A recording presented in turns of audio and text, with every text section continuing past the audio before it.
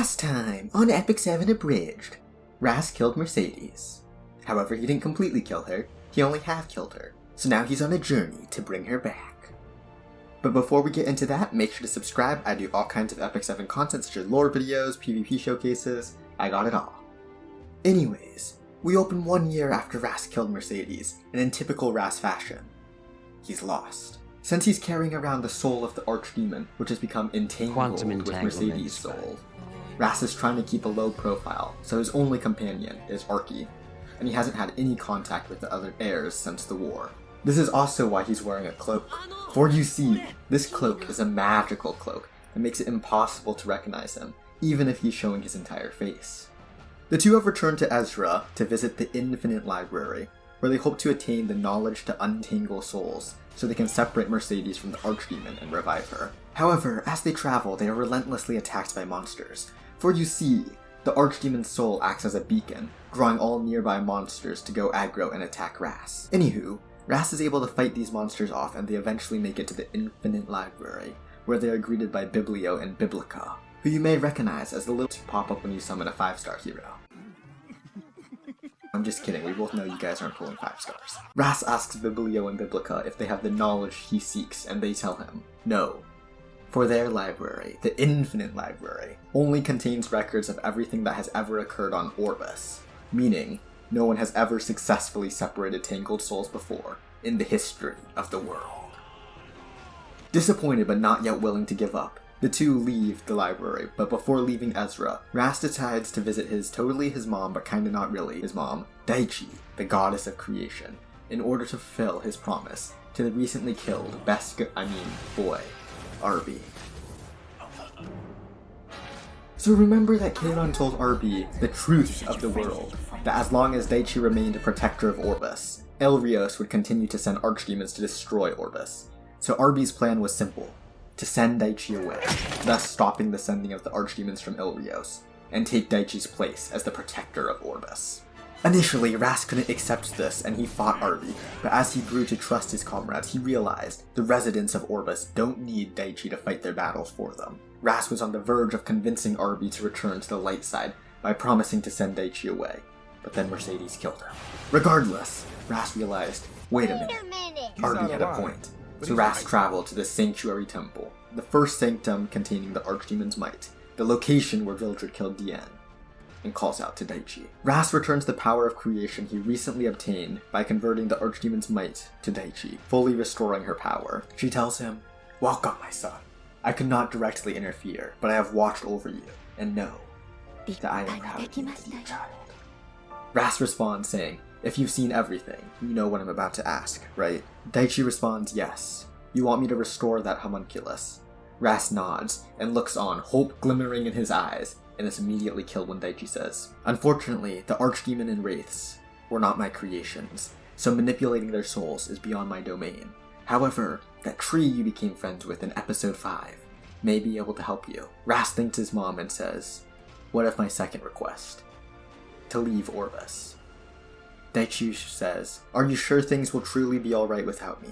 And Ras gives a powerful protagonist speech, saying, in the wide expanse of the universe, there may be countless beings as powerful as the Archdemon, but with the power of friendship, I'm confident we can overcome any danger. You can leave us behind, Daichi. And Daichi responds, then my child, I entrust this world to you, and leaves Orbis, ending the cycle of resets and archdemons. With the knowledge that he must talk to the World Tree, which is located in Dunblaria, Ras departs, heading towards Rengar. This is because Ras does not know the path to get there, so coupled with Ras's lack of directional sense, getting there would be impossible. Fortunately, Rengar houses countless information that can surely get Ras the directions to Dunblaria. So, learning nothing from the last time he was in Rengar, where he was arrested for attempting to illegally enter the country, he breaks into a library and tries to obtain the information he needs. He's of course caught in no time by the Public Security Council, so a chase ensues. Fortunately, Kazran, Yuna's guardian, the Guardian of Time, hides Ras and Arky, allowing them to escape the PSC. Anyways, Kazran says that his heir Yuna has become big-time depressed after Ras disappeared, drowning her sorrows in Rengar special drinks. So in exchange for a letter from Ras informing her that he's alive and well, Kazran gives Ras a book revealing the secret of Dunblaria. And the secret is that only an elf can guide someone to Dunblaria. So in hopes of hiring an elf mercenary to guide him, Ras and Archie then head to Savara. As they travel through Levelin Harbor, which leads to Savara, Ras is surprised that for once Archie isn't pestering him to buy snacks. And Archie says that right now isn't the time. Save Mercedes first, and then we can all come here together. And Ras smiles, saying, now that's a promise. Once Mercedes is with us again, we'll definitely come back to Levelin and go to a good restaurant. Eventually, the two make it to the mercenary district of Kirubaran, a city in Savara. In no time, Archie spots an elf, and Ras is brought face to face with Silk, the adopted daughter of the leader of the Basar merchant guild, Basar.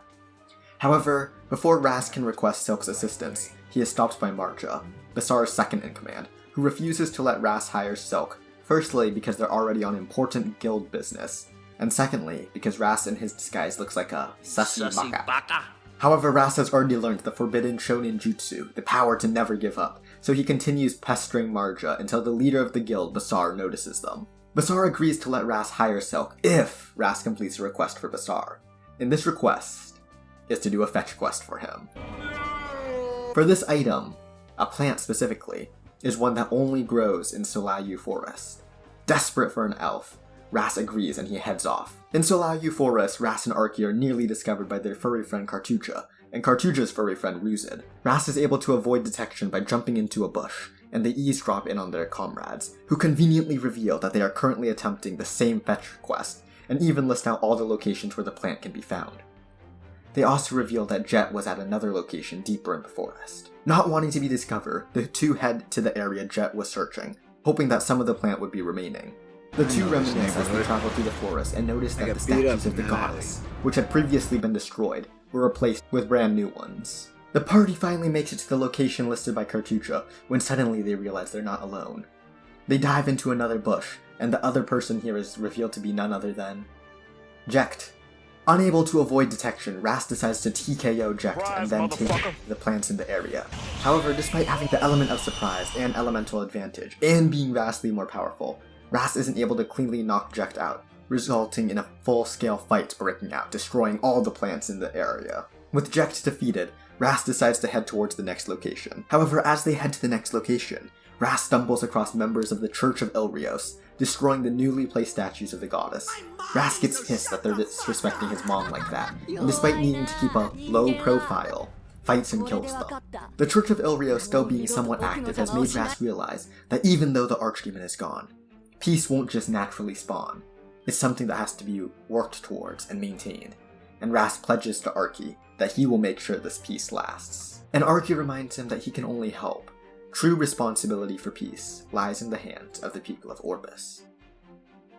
Finally, the two are able to get the fetch quest item and they bring it back to Basar, and in exchange, Basar gives them his daughter to guide them to Dunblaria. Once they have made it into Dunblaria, Archie, not wanting to be stuck in Ras's cloak all day long, decides to meet Ras at the World Tree, while Ras decides to hunt down the remnants of the Acolyte's underlings who had previously wreaked devastation upon Dunblaria, Nilgal, in order to allow the forest to properly heal. However, as Archie waits for Ras, he is nearly discovered by Izeria, heir of the Seventh World and second in command of the Knight Organization, the Order of the Sword, who conveniently decided to live in Dunblaria after the war because of course she did. Anyways, Archie is able to successfully warn Ras before they're discovered, and Ras begs Silk to distract Izeria while he talks with the tree. Ras asks his wooden friend if it has the knowledge to separate entangled souls, and the tree tells him no. However, the knowledge Ras seeks does exist somewhere in Orbis, recalling that it was used by a certain race of Celestials, which is basically a blanket term for all the non-Orbis beings in Epic 7, but more on them in later episodes. Anyways, the tree tells Ras to go to the Takahel ruins, where the answer he seeks may be located. In order to get to the Takahel ruins, Ras has to travel through Wetherick, and ever since the incident with Leon and Tenebria, another knight organization, the Order of the Shield, led by Crozet, have been vigilantly protecting Wetherick. This is unfortunately not to Ras's benefit, as a member of the Order of the Shield, Lorena, asks Ras to remove his hood before being allowed to enter the city.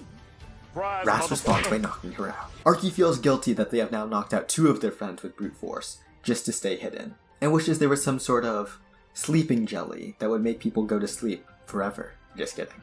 And Ras says, you know, I know a guy. Ras seeks out Dingo, cook of the mercenary group known as the Wild Dog Company, and asks him for some sleeping jellies that will knock people out upon being ingested. After acquiring the materials, Ras sneaks back into Wetherick, where he is discovered by Crozet. Instead of fighting him, Ras has Archie throw a sleeping jelly into Crozet's mouth, knocking him out, allowing the two to make it into the Tagahel ruins. The two search through the ruins, and after finding some interesting but ultimately useless information, they find just what they're looking for, with this ancient text stating, "In order to separate two tangled souls, you must begin with these two tasks. First, bind the soul to the current time and space, to ensure it doesn't collapse while the magic is being performed. Second, take another soul that resonates with the first and use it to amplify the strength of the first soul. Then, use this magic spell."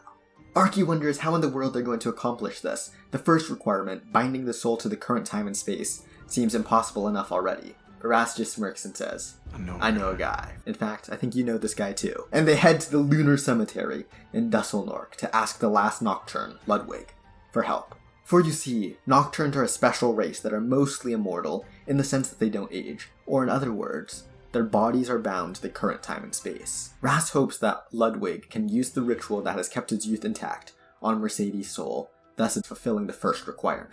Ras is able to enter the cemetery, and once again Ludwig is immediately alerted that someone has entered, so he goes to see who it is, and he's greeted by Ras, hood down, who says, "I'm home."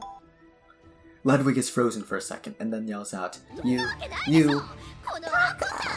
Where have you been? Do you know how much we were all worried? You said you'd take responsibility for me. Liar! It's not like I was worried about you or anything. Ras apologizes and says he had to deal with something he's still currently dealing with, and shows Ludwig the Archdemon's soul. Ludwig and his guardian Chromkuz are immediately on guard, pointing out how dangerous it is to be wandering around with an object like that. Ras explains that he needs Ludwig to perform the Nocturne ritual on the entangled souls, and Ludwig agrees. As they prepare, Ras asks Ludwig why he chose to return to the cemetery and live there alone, and Ludwig says, while this place may give him a sense of guilt, it also reminds him of all the happy memories he had here, and he wants to honor this memory. Hence his decision to return. Plus, he isn't alone, for he has Chromkuz. Anyways, Ludwig performs the ritual, and fortunately it works. Ras thanks him, and Ludwig responds, Of course, you helped me when Chromkuz needed help, and you're our friend." Archie teases Ludwig saying, "Ho ho ho! So we're your friends." And the two leave as Ludwig goes full tsundere, trying to explain that they're not actually friends or whatever. With the first step completed, all Ras needs to do now is acquire a soul that resonates with Mercedes, and he decides that his best bet would be another homunculus soul, so he heads to Terranor, where Frederick's homunculi laboratory is located. The two are able to gather enough souls to strengthen Mercedes, so they run off when suddenly a sword comes flying towards them. As a remnant of the Archdemon's army, a homunculus named Pylus attacks them. Ras is able to subdue her, and she admits defeat, saying, "I was created to kill. I failed to kill you, so my very existence is now meaningless. Kill me." However, inspired by Mercedes, who was also a homunculus that decided to reject her destiny, Ras spares Pylus and tells her to choose her own fate. And he continues onward to the Terranor castle Revenbowl. However, as they travel to their final destination, a mysterious figure appears to be tracking them. And this mysterious figure is revealed to be none other than Ravi, another homunculus who last episode nearly wiped out the left flank before being defeated by Izeria and Cecilia. They're able to defeat Ravi, however his continent-wide journey has alerted too many people that he currently possesses the Archdemon's soul, and is attacked by other opponents such as Rose, who attempts to steal the Archdemon's soul away from him. Despite all these inconveniences, Ras finally makes it to Revenbowl, where he is greeted by Crow, where it's revealed that sometime before killing Mercedes, Ras approached Crow, asking him that should the worst case scenario occur, could he protect Mercedes until he's able to bring her back. A request that Crow fulfilled, hiding Mercedes' body deep in the castle, waiting for Ras's return. And now, more than a year after the final Archdemon War has ended, Mercedes is finally ready to be revived. And Ras begins the ritual to bring Mercedes back, reciting the spell. "Wandering soul, return to where you were born. Return the soul of the dead to the goddess, and return the living to their original form. According to the laws of order of the universe, return to where you belong." For a second, nothing happens, when suddenly a voice croaks out.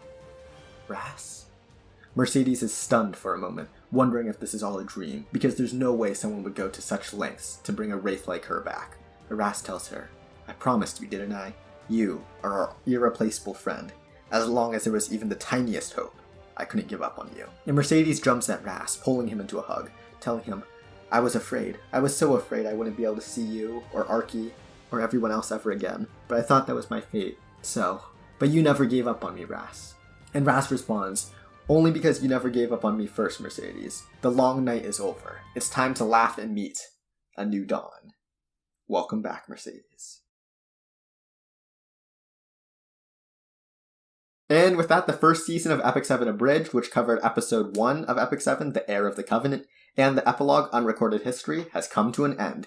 Thank you all so much for watching the series, I really appreciate it, and I'll see you all soon for season 2. If you enjoyed this video, make sure to subscribe. I intend on doing an abridged video for all of the Epic 7 lore, eventually, so stay tuned for that. Speaking of staying tuned, next time on Epic 7 Abridged.